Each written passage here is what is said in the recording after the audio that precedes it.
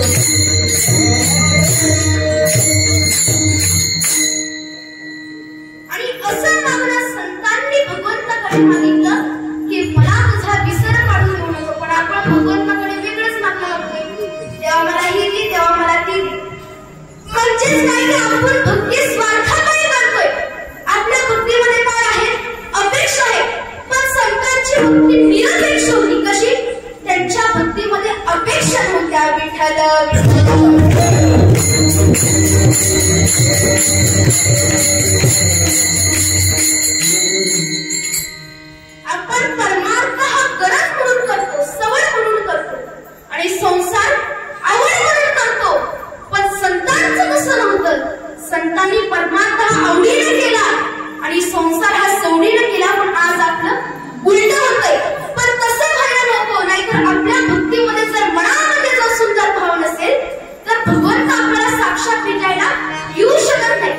ज्याप्रमाणे शबरी ती जरी शबरी ही भिन्न जातीचा समाज आणि मग ती विचित्र दिसायची राहायची तरी पण तिच्या मनाचा सुंदर भाव बघून प्रभू श्रीरामचंद्रांनी शबरीची गोष्टी पुढे चांगली. कारण की भगवंतांनी तिचं देखणं रूप काही नाही बघितलं. फक्त तिच्या मनात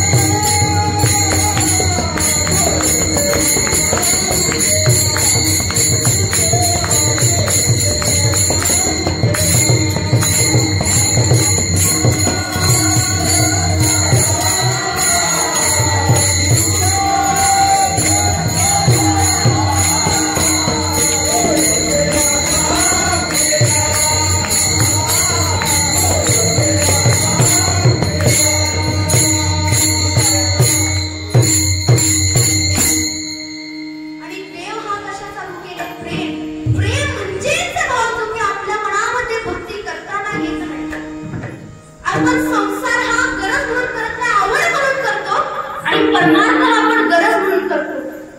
आता एक शेट असतो, कोण असतो, एक शेट असतो आणि त्यांनी एक गाढव काढलेलं असतं. कशाला? जी काही पोरती असते मसनाचं काढ ती इकडून तिकडे न्यायचं. त्या गाढवाला तो काम सांगायचा.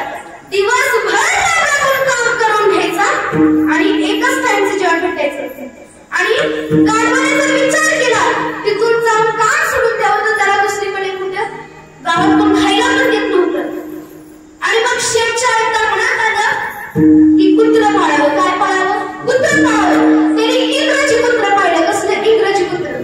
अंगाला सगळी केस राशी काढली भरभरते आणि ती त्या कुत्र्याचा इतका लाड करायचा, इतका लाड करायचा. त्याला कसली बिस्किट आणायचा, कुत्र्याचं खायला असतं की तसला आणायचा आणि त्याला सारखं गोंचरायचा.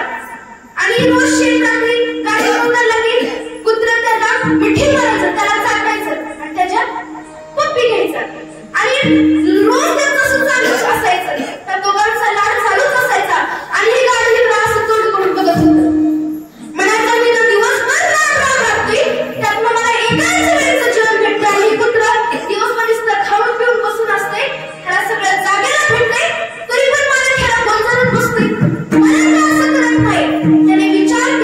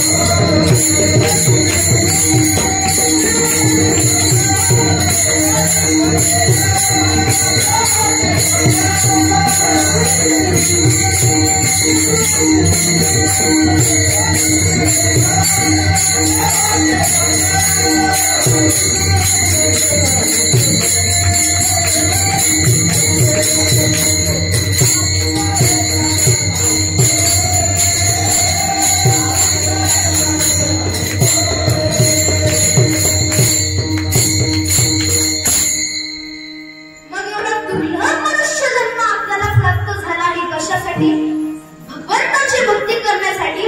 मग इथे भगवंताच्या दरबारात आल्यानंतर आपल्या मनामध्ये असल्या जर गोष्टी येत असतील तर आपल्याला मोक्ष भेटू शकत नाही. कारण की मनामध्ये सुंदर भाव पाहिजे. भावे विना भक्ती, भक्ती विना मुक्ती, बळे विना शक्ती, करू नये अभंगाचे कथन. भक्ती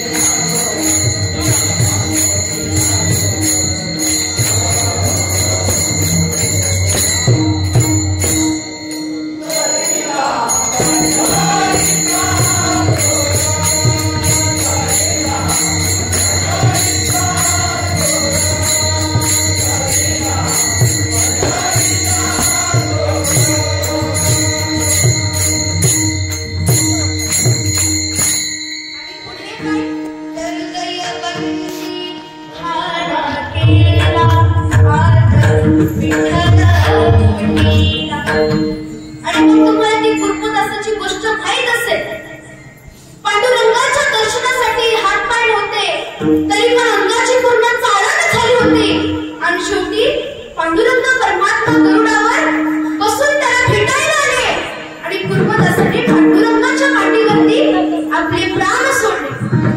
आणि मग पंढरीच्या पांडुरंग परत पित्याला कुणाला भेटायला जायचं होतं?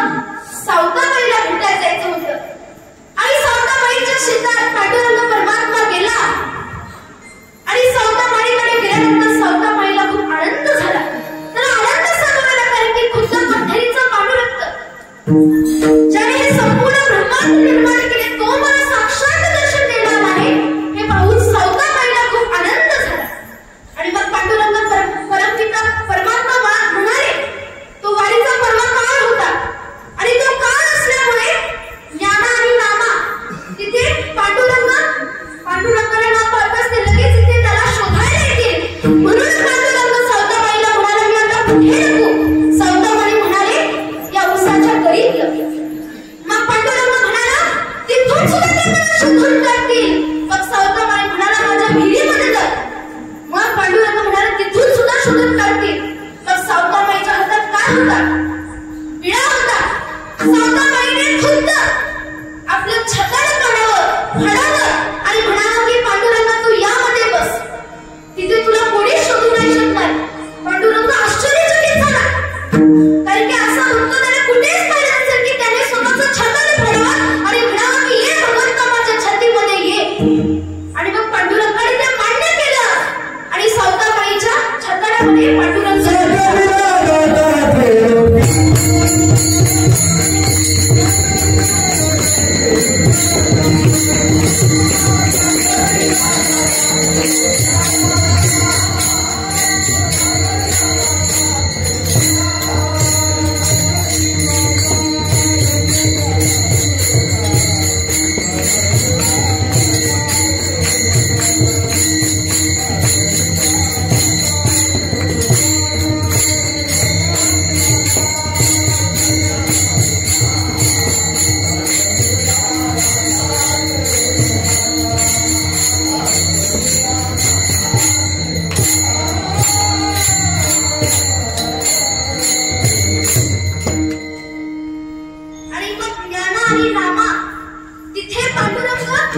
परमात्म्याला शोधायला आले. आणि मग पांडुरंग कुठे लपला होता? सावताबाईच्या छातीत हृदयात लपला होता. आणि आपण म्हणतो काशी पितांबर. मग ते पितांबर थोडं दिसत होतं. मग ते ज्ञानोबरायांना आणि नामदेवरायांना ते दिसलं आणि तिथे पांडुरंगाला त्यांनी शोधून काढलं. म्हणजे संतांनी कुठे बसवलं देवाला? हृदयामध्ये. आपण सगळं मनामध्ये त्याच्याबद्दल सुंदर भाव सुद्धा आणत नाही. अभंगाचे दुसरे चरण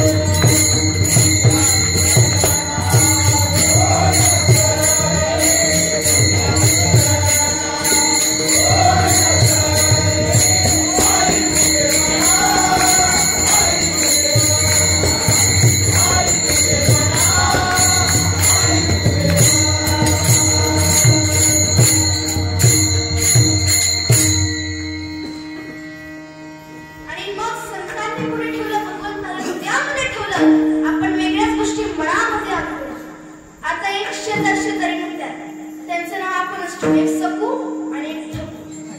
मग पूर्ण गावामध्ये सकूच्या प्राणामध्ये मिठी होती आणि तिच्या एकटीच्या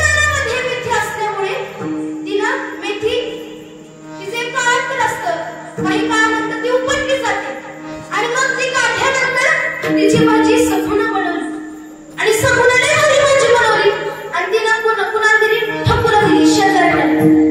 मग त्या ठकू जी होती ती म्हणली बया बया बया तुझ्या हाताला काही चव आहे सुगरण आहे बाई खूप छान मेथीची भाजी केली.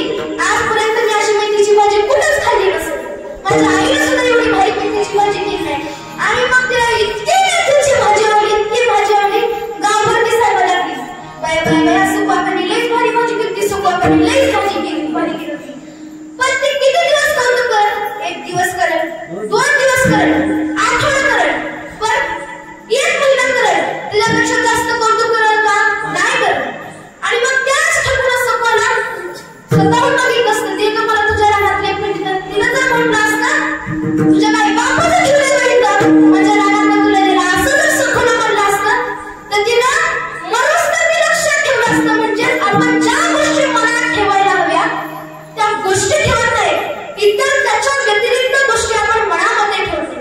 हरिमुखे म्हणा हरिमुखे म्हणा पुण्याची गणना कोण करी. अर्थातच भगवंताने आपल्या मुखे कशा दिला आहे दुसऱ्याला शिवा द्यायला दुसऱ्याचा अवघड द्यायला नाही तर भगवंताने हे जे आपल्याला मुख दिलं आहे तर ते भगवंताचं नामस्मरण करायला भगवंताची भक्ती करायला. आणि या नामस्मरणामध्ये इतकी ताकद आहे की एक नामस्मरण केलं एक नाम संकीर्तन केलं तर 1000 लाख पापे जळून जाते. वाला कोणाचं पण काय झालं पर्वत चढातील पापाचे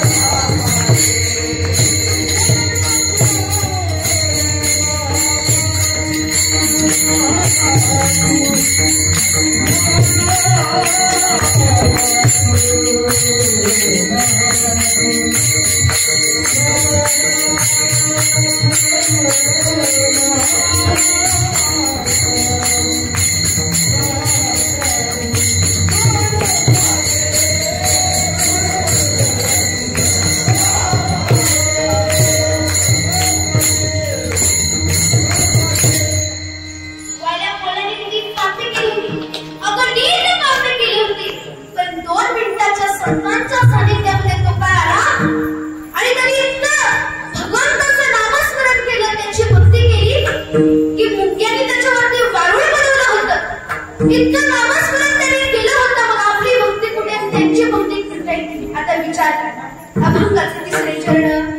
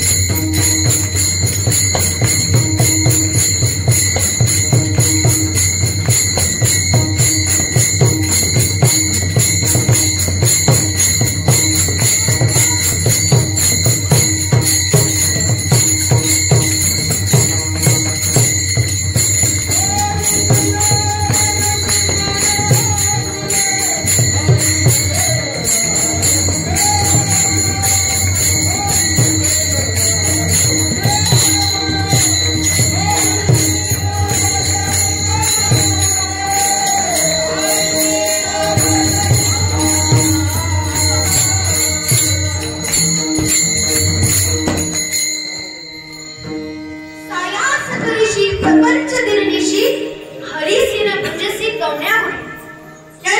काय सांगतात की ज्या सायासाने अर्थात ज्या अठ्ठासाने तुम्ही संसार करता त्याच सायासाने तुम्ही परमार्थ काम करत नाही. आजकालच्या माणसाला सुद्धा कळत नाही संसार म्हणजे काय. कुणी म्हणते संसार म्हणजे गृहस्थाश्रम, पण संसार म्हणजे गृहस्थाश्रम नाही. एक लक्षात घ्या की मनुष्य जन्म हा जन्मताच त्रिगुण गुणांनी युक्त झालेला असतो. ते त्रिगुण कोणते? सत्वगुण, रजोगुण आणि तमोगुण. आणि या त्रिगुणांच्या आधारे मनुष्य त्याचं कर्म करतो आणि ज्या प्रकारे तो कर्म करतो त्या प्रकारे त्याला फळ सुद्धा प्राप्त होतं. आणि त्याला जे फळ प्राप्त झाले त्याच्या अनुषंगाने तो सुख आणि दुःख याची कल्पना करत असतो. अर्थातच काय की आयुष्याच्या कालावधीमध्ये केलेले कर्म आणि प्राप्त झालेले फळ याला संसार म्हणतात. म्हणजेच जन्मापासून ते मृत्यूपर्यंत जो काही कालावधी असतो त्याला संसार म्हणतात. पण हा जो संसार जो आहे तो अशाश्वत आहे. शाश्वत नाही, अशाश्वत आहे. आणि यातून ज्या सुखाची निर्मिती होते ते सुद्धा शाश्वत नसून अशाश्वतच आहे. एखाद्या उंदराने डोंगर किती जरी पोखरला तरी त्याला खायला भेटणे काही शक्य आहे का? कुणीच नाही. आणि जरी भेटलं तरी ते त्याची भूक भागवण्यासाठी पर्याप्त नसतं.